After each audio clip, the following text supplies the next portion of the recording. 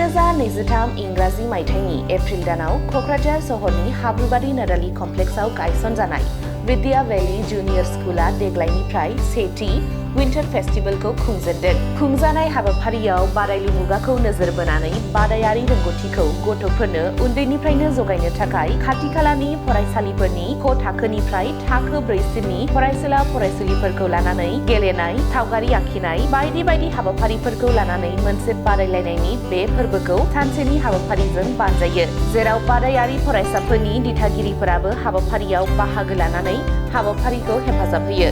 बे समाव खुंजानाय हाबाफारिनि थांखि आरो बिथांखिनि सोमोन्दै फोरमायथिनायजों लोगोसे बे फोरबोखौ विद्या वैली जूनियर स्कूला बोसोरफ्रोमबो खुंलांबाय थासिगोन होननानै खौरां बिजोंनि गेजेरजों मिथिहोयो फरायसालिनि गायसनगिरि आरो सामलायगिरि सोमदोन बर'आ। गिबियावनो विद्या वैली जूनियर स्कूलनिफ्राय गासैनिसिमबो गोदान बोसोरनि गाहाम हामलायनाय जासिहरबाय। बे बोसोराव 2025आ जेन बयनिबो गेजेराव खौसेथि, गोजोन आरो जौगानायनि थाखाय बयबो खामानि मावो आरो जाफुंसार जालाङो। बे जों विद्या वैली फार्स्ट विद्या वैली जूनियर स्कूलनि बे विन्टार फेस्टआ दिनै सानसेनि हाबाफारि जागायबाय। स्पेशली जों बाहाय मेइन जोंनि अबजेक्टिभआनो जाहैबाय गासै स्कुलनि बे प्ले ग्रुपनिफ्राय लानानै क्लास 4सिम जाय स्टुडेन्ट दङ बिसोरखौ जों इनभाइट खालामनाय जादोंमोन, गासै स्कुलनिखौनो। बाहाय माखासे स्कुलनिफ्राय फैदों, एराउन्ड जोंनि जा एक्सपेक्टेशन दंमोन इनभाइटेशन खालामनायाव बेनिफ्राय जोंनि बांसिन फैदों, बाहागो लाफैदों। बेनि थाखाय जों जोबोद खुसि आरो गासै बे जाय फरायसालिनिफ्राय फैबाय बिसोरखौ साबायखर बावो जों। जोंनि बे मेइन विद्या वैली विन्टार फेस्टनि मेइन अबजेक्टिभआनो जाहैबाय गासै स्टुडेन्टखौ जों मोनसे प्लेटफर्म लाना फैनानै बिसोरखौ गावनि टेलेन्ट बेखौ देखायनो थाखाय, आरो बेजों मोनसे मा जायो, बिदि कम्पिटिशनफोर फैबाथाय खौसेथि थानायखौ जों नुयो आरो खायसे आइडियासफोरखौ शेयारिं खालामनाय जायो, लाइक पेरेन्टसबो थाबाय बाहाय, बेजों लोगोसे स्टुडेन्टफोराबो मोनसे बे प्लेटफर्मजों गावखौ गावनि जा टेलेन्ट बेखौ देखायफुंनो थाखाय बेनो मेइन जोंनि अबजेक्टिभ।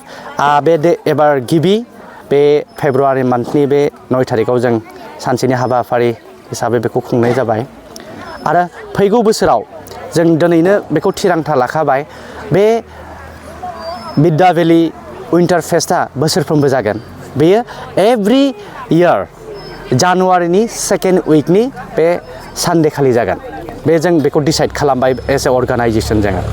आं बेखौ दानिफ्रायनो बयखौबो थियारा जाना थानो थाखाय खावलायखाबाय।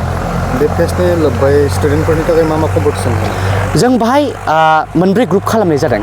गिबि ग्रुपआ जाबाय ग्रुप ए, जों प्ले ग्रुप आरो नार्सारिजों मोनसे क्लाब खालामनानै बिसोरखौ जों खायसे एक्टिभिटिस, जिहेथु बिसोरो जास्ट ए किड्स, बेलुन बास्टिं आरो चकलेट रेस होनाय जादों। ग्रुप बी बाहाय दं LKG UKG क्लास LKG UKGनि थाखाय जों बाहाय मोनसे आर्ट कम्पिटिसन खालामनाय जादों, ड्रयिं आर्ट कम्पिटिसन। बाहाय गाव जा मोजां मोनो बेखौ फिथाइयानो जा बा बिबारानो जा बेखौ आखिनानै कालार खालामनाय। ओमफ्राय मोनसे ग्रुप सीआ जाहैबाय बे क्लास आन्डार 1 आरो 2। बाहाय जों लाखिनाय जादों लेन्डस्केप सिनारि, गाव मोजां मोननाय मा होयो बे बादायगिरिनि सायाव जाहैबाय। लास्ट बे जाहैबाय क्लास 3 आरो 4। बाहाय जों होनाय जादों जोंनि जा इनागुरेसन बाथि, जों जायखौ जों बाथि होनो, बेखौ बे बिसोर ड्र खालामगोन। बेनिफ्राय बेखौ मा खालामगोन, नायनानै आखिनाय बेखौ स्टिल लाइफ होनो। बेनि कनसेप्टआ बेखिनि प्रग्रामा दिनै आरो बेजों लोगोसे इन्टारेस्टिंलि बे प्रग्राम बे कम्पिटिसन जोबखांनायनि उनाव इन्टारेस्टिंलि जों मोनसे आरो कम्पिटिसन लाखिदों। बेनो जाहैबाय मिउजिकेल चेयार फर मादार्स, गासै मादार्सफोरनि थाखाय, जिहेथु बिसोरबो बाहागो लाफैनाय फुंनिफ्रायनो। स' बिसोरनि इन्टारेस्टिंनि माबानि थाखाय बाहाय जों बे प्रग्रामखौ खालामनाय जादों। बे जोबखांनायनि उनाव बिदि जाहैगोन।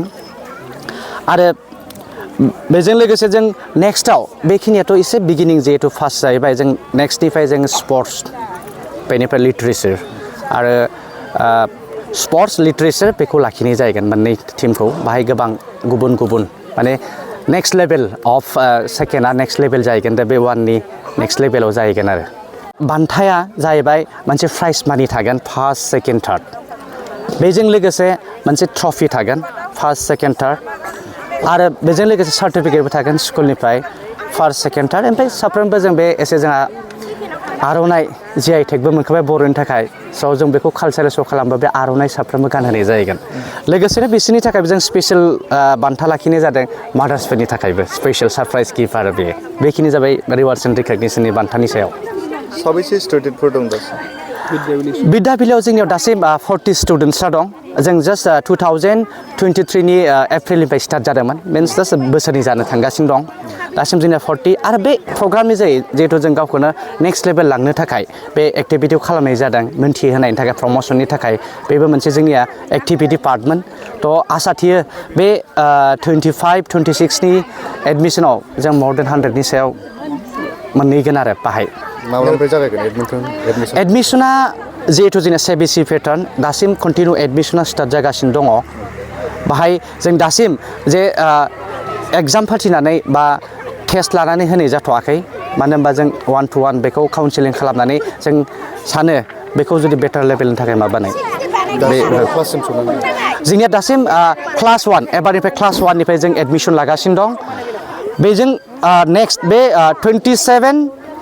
26-27 फैगौ बोसोराव जोङो क्लास 5सिम लांगोन बे जोंनिया ओमफ्राय बे जा बिद्या भेलि जा जुनियर स्कुल 27-28 फाइनान्सियेल इयार माने बे एकाडेमिक एरियायाव जोङो बेखौ हायार सेकेन्डारिसिम लांगोन बाय 2030 बेखौ जोङो बिद्या भेलि एकाडेमि दा बेखौ जों बिद्या भेलि इन्टारनेशनेल एकाडेमि खालामहैनाय जाहैगोन जेरावहाय जोंनिया ग्रेजुवेट आरो मास्टार ग्रेजुवेट बेखौ जोङो केम्पास 2 अलरेडि जोंनिया हानिफ्राय लाना गासैबो रेडि जाना दंखायो बेखौ जोङो खालामनाय जागोन बै कलाबरेसन फरेन इन्स्टिटिउसनखौ लानानै बे होमबानिया जोंनिया बेयो बिद्या भेलि एकाडेमिनिफ्राय बिद्या भेलि इन्टारनेशनेल एकाडेमि जाहैगोन बेयो बे जोंनि 5 इयार्स प्लान बेयो नोंथाङा बे प्रिन्सिपाल हिसाबै माबायदि सोलोंथाइनि थासारिया जों स्पेशेलि मोनथाम फकास खालामो जोंनि मेइन अबजेक्टिभानो जाबाय first language and speech development दा जों उन्दैफोरखौ नायो बेसिकेलि जों काउन्सिलिं खालामनायाव मोनो मेक्सिमाम पेरेन्ट्सनि प्रब्लेमानो जाहैबाय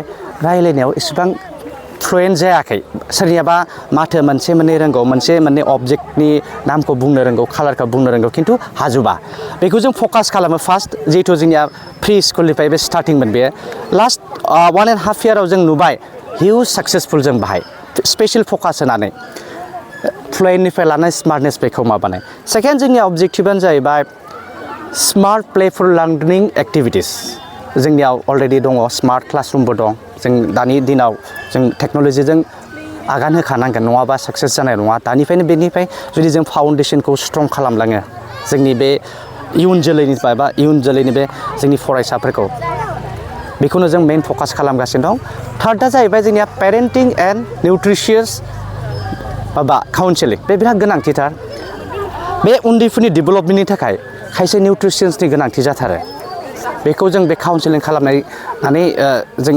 पेरेन्ट्सखौबो गाइडेन्स होगासिनो दं बेनि सायाव आरो बेयाव जों जोंनिया कमप्लिटलि जायाखै बेखौ खिन्थु नेक्स्ट 3 मान्थनि गेजेराव जों बेखौ कमप्लिट खालामगासिनो दं एसे जों इनिसियेटिभ खालामबाय बे पेरेन्टिं एन्ड निउट्रिशियास काउन्सिलिंनि सायाव खायसे निउट्रिशियास ट्रेइनारफोरखौ लाना फैनानै जों बेखौ होगासिनो दङ दासिम बेखिनियानो जोंनिया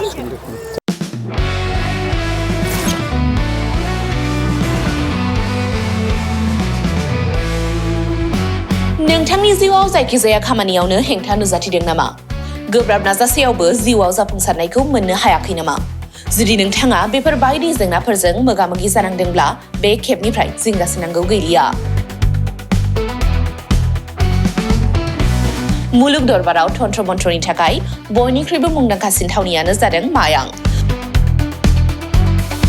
मायांखौ साधु बिद्यानि रायजो होननानैबो मिथिनाय जायो। बे मायांनिफ्रायनो तान्त्रिकनि सोलोंथाइ लानानै फैदों मुंदांखा रबि कबिराजा। बिथांनिफ्राय नोंथाङा नोंथांनि जिउनि गासिबो रोखोमनि जेंना-जेंसिफोरखौ सुस्रांनानै लानो हागोन।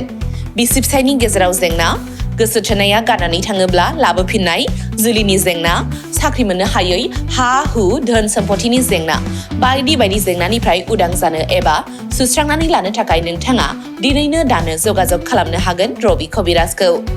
रबि कबिराजखौ जगाजग खालामनो थाखाय मबाइल नाम्बार 7099193841 एबा 7086047381 आव कल खालामनो हागोन।